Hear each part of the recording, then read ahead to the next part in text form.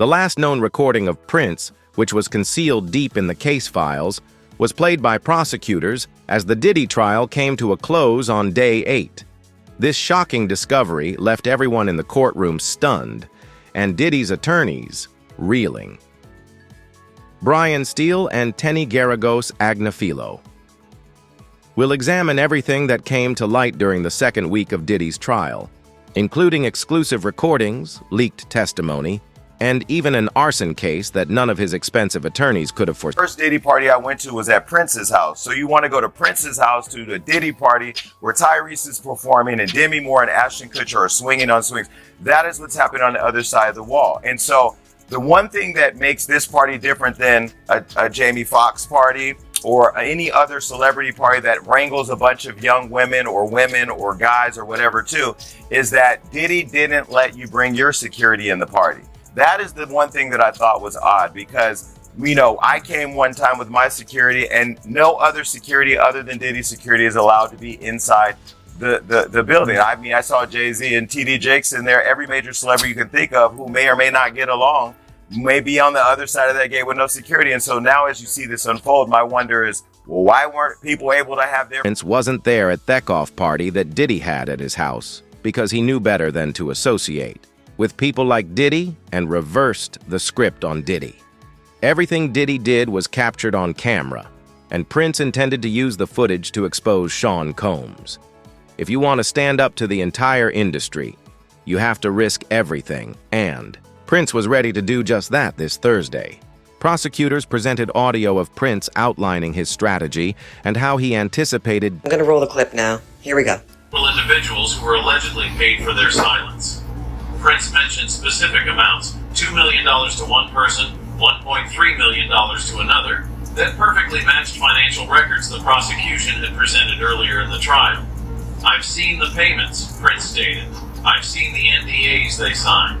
This isn't just rich people behaving badly, it's systematic and calculated.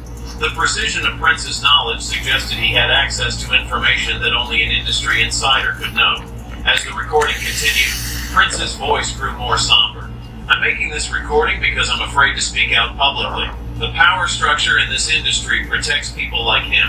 Nobody wants to believe what happens behind closed doors. The recording ended with words that sent chills through the courtroom. If anything happens to me, make sure this gets to the right people. This isn't just about protecting myself, it's about protecting everyone who hasn't been able to speak between Diddy. So Diddy was just eliminating his competition or anybody who got in his way. What a menace P. Diddy was. I feel blessed never having to encounter something as evil as him. Alright, if you didn't know, now you know. There you have it. Before concluding her testimony, Cassie named Usher and said that he saw Diddy beat her, violating her and threatening her. But he did nothing. He covered Diddy's evils and silenced. Cassie was screaming for help, but Diddy's accomplices just stood by and watched as Diddy attacked a helpless woman. Audio recordings of these encounters where Cassie can be heard screaming in the background have shocked jurors. Recording played in the courtroom today. I don't know in the courtroom if there was a reaction, but kind of give the context to that and what the reaction was. One of the things that the government keeps bringing up is that Cassie felt like she was being blackmailed by Combs, that he had videos of these drug-fueled sex parties known as freak-offs, and that he threatened to release those videos publicly, and that at one point he even showed them to people, and that this was to embarrass her, to silence her, and to force her to keep having freak-offs, that he hung it over her head. And in one shocking moment today, I was in the courtroom. They actually played audio of Cassie screaming at a man named Sujit. This was after she had learned that he might have actually seen one of those freak-off videos. But in that audio recording, that Cassie actually was the one who recorded herself talking to Sujit. In this recording, she is screaming at him, saying that she'll kill him, or that she'll have someone else take care of him and kill him. And it's a different side of Cassie that really none of us have ever heard before. I definitely don't think it's the last time that we're going to hear that audio recording. I think at some point we'll see the defense or even the prosecution circle back to that. The overall vibe today in the courtroom is that Combs' defense team is struggling. There's a lot of stopping and starting because the prosecutors are constantly objecting to the evidence that they're trying to admit. The judge is even getting frustrated at one point, saying that we need to set ground rules. Dawn Richards says she wasn't alone in witnessing Sean Diddy Combs' abuse. During her second day of testimony in the music mogul's federal trial, the 41-year-old described an alleged 2010 incident of Combs punching then-girlfriend Cassie Ventura at a West Hollywood, California restaurant and said Usher was also a witness to the event. During her testimony May 19th per NBC News, which had a reporter in the courtroom, she said, quote, Mr. Combs punched Cassie in the stomach. They were having a private conversation, and then he punched her in the stomach. She immediately leaned over and left. In addition to Usher, Richard, who was a member of the girl group Danity Kane, which was formed on Combs' show Making the Band in 2004, alleged that other musicians, including singer Neo, record exec Jimmy Iovine, and rapper Big Daddy Kane were present as well. When Richard and Ventura got into a car to leave after the alleged restaurant incident, Richard said another physical altercation took place between Combs, who has pleaded not guilty to all charges, and his then-girlfriend. She continues in her testimony, quote, We got in the car to head back to her house. Combs grabbed her, slapped her, popped her in the mouth, and told her to shut the f*** up. The evidence gathered from Sean Combs' hotel room, which included cash, drugs, weapons, and hundreds of bottles of baby oil found in Diddy's hotel room on the day of his arrest, was presented to jurors by prosecutors. It demonstrates that Diddy has no regrets for his actions, as he continued to engage indolent freak-offs even after being charged, according to Homeland Security. Diddy had several women in the room with him on the day of his arrest, according to DNA evidence gathered from that day. Inside Combs' Miami mansion, the day federal agents busted the gate open last year to raid it. A federal agent testifying about the evidence, guns and ammo seized from Diddy's home that were found near alleged freak-off supplies, which included dozens of bottles of baby oil and boxes of platform heels, bondage restraints, and bundles of rope.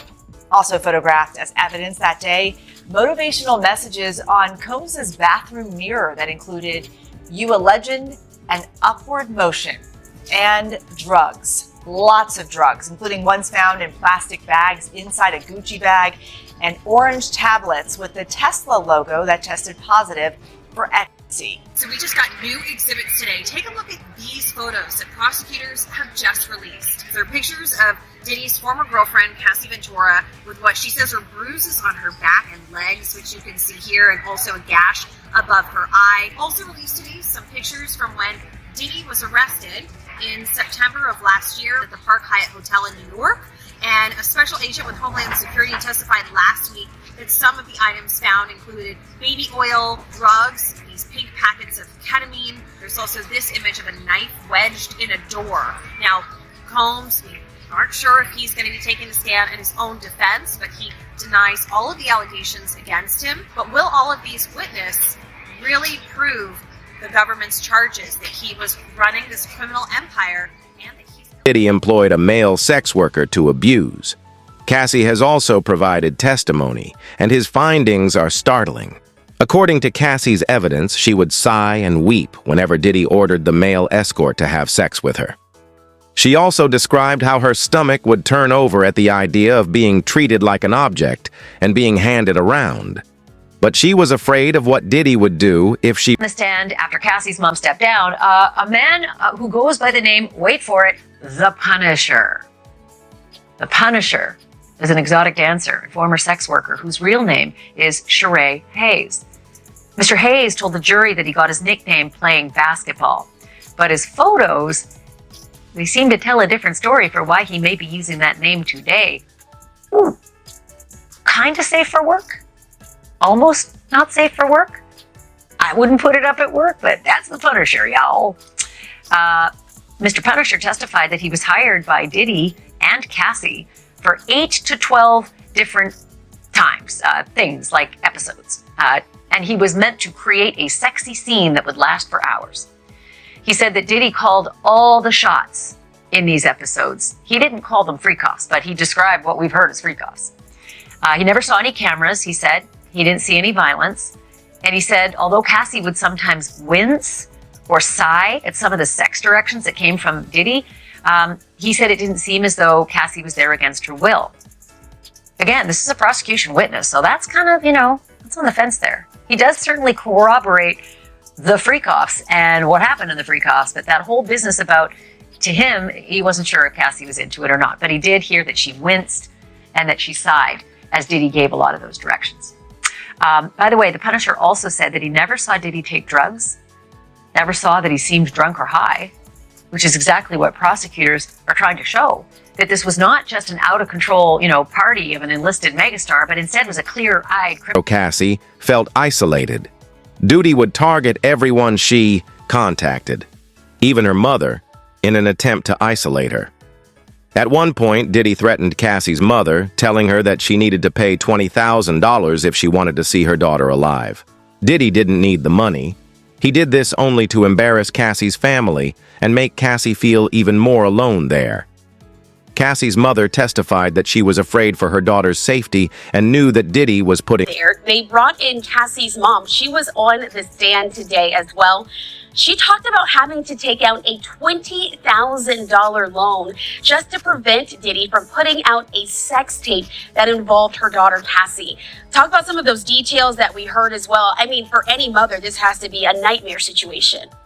That's exactly right. And I think that was, you want to talk about effective and non-effective testimony. I think that was very effective because, again, to go back to what the defense is trying to paint here, that this was Cassie and she knowingly and wittingly went along with these things. But to hear mom say, look, I had to go and I had to come up with this money so I could pay Diddy to protect my daughter, that goes against what the defense has said. And it, I think, shows that you've got somebody who was very worried about some of this material being seen by the public. And that doesn't sound like somebody who wittingly went along with some of the things that she was asked by her boyfriend to do. So I think that was very powerful testimony. And it certainly goes to show what the prosecution is trying to say, that, again, that Cassie was coerced into doing these things. And she was messaged that if you don't do what I want you to do, me being Diddy, then you're going to really have to deal with some very substantial repercussions here. And I think that was the point of mom's testimony. Absolutely, and that's some of the footage of Cassie's mother leaving the... Cassie even screamed for help and pleaded for someone to save her, but no one came.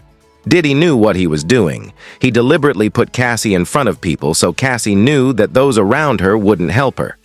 Everything was planned to break Cassie free from the internal humiliation rituals meant to isolate victims from everyone else and make them feel as though they can't go to anyone for help. He would start to see all of these things take place. He was on direct describing an incident on a private plane between Sean and Cassie, in which he described Sean as holding up like a rocks glass, and heard Cassie then say, isn't someone seeing this? Talking about a beating that was taking place right there in the moment. Now, George eventually left because he said he was tired of hiding the domestic violence from everyone. So he's a former executive assistant to Combs, and he testified that he witnessed Combs be violent with Ventura while on that private jet in 2015. He did hear that glass break and saw Combs standing over Ventura. He told the jury that Ventura did scream, isn't anyone seeing this? So that's been some of the testimony. He has testified to several incidents of domestic violence that he saw at the hands of Sean Combs toward Cassie, and then also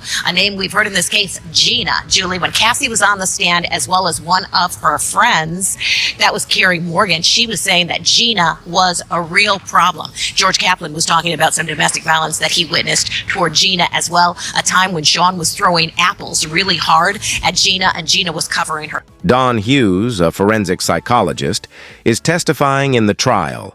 Her testimony clarifies how Diddy's abuse prevented Cassie from leaving.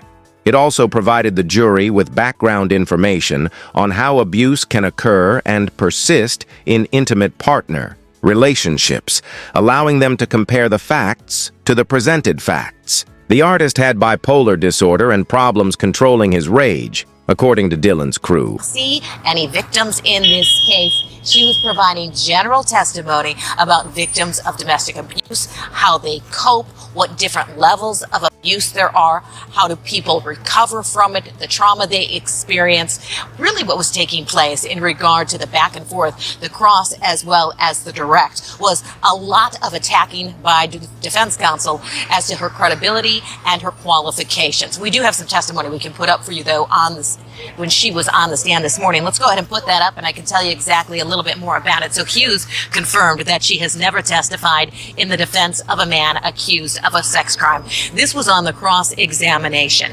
I don't evaluate offenders, is what she responded with. Hughes maintained that prosecutors have not discussed specifics of this case with her.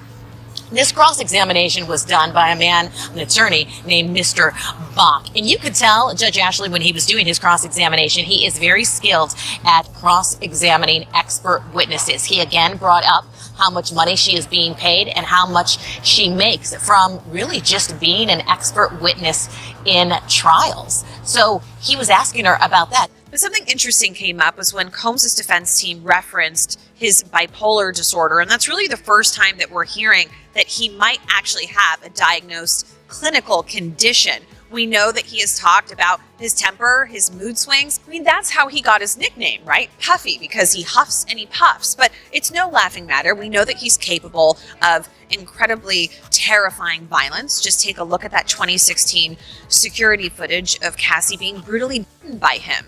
And so, now we're learning that perhaps he might have been on medication. He sought treatment, and he may have. Crucial to keep in mind that Diddy's team previously attempted to portray Diddy as someone who simply took too many drugs and made a mistake. Diddy and Cassie have been together for well over 10 years, and nothing can justify that level of abstinence. Bipolar disorder and other mental health conditions also don't justify all the terrible crimes that Diddy committed. Well, you started to list it, Eva. The guns, the drugs, the freak-off supplies. And I think what was most striking, perhaps, for the jury to see was the proximity. There were the AR-15 style assault rifles right in the same shelving unit as the baby oil and the Astroglide and the platform heels and the lingerie. And then in another part of the house, there was the loaded .45 caliber handgun that was found in a red suitcase. All of this was being kept by Combs. For what reason, we don't know, but federal prosecutors, I think, are hoping to make a link, especially between the guns and the freak-offs, because their whole theory of the case is that Combs used violence and the threat of violence to coerce women, particularly Cassie Ventura, but other women as well, into these sexual performances. His abilities increased. He began to set up the hotel rooms. And what did he say that he would use to set up the hotel rooms? He said they would have what was called a hotel bag. Inside that hotel bag would be things like the baby oil, the Astroglide, liquor, drugs, he mentioned. So he mentioned several different items that he would bring in to set up the hotel rooms. He also said that afterwards, what his responsibility was to clean up those hotel rooms after things were taking place behind closed doors. And he said he wanted to do this, put the room back together as perfectly as possible, because he didn't want anyone selling any kind of photographs of the hotel room to try to make Sean Combs look bad.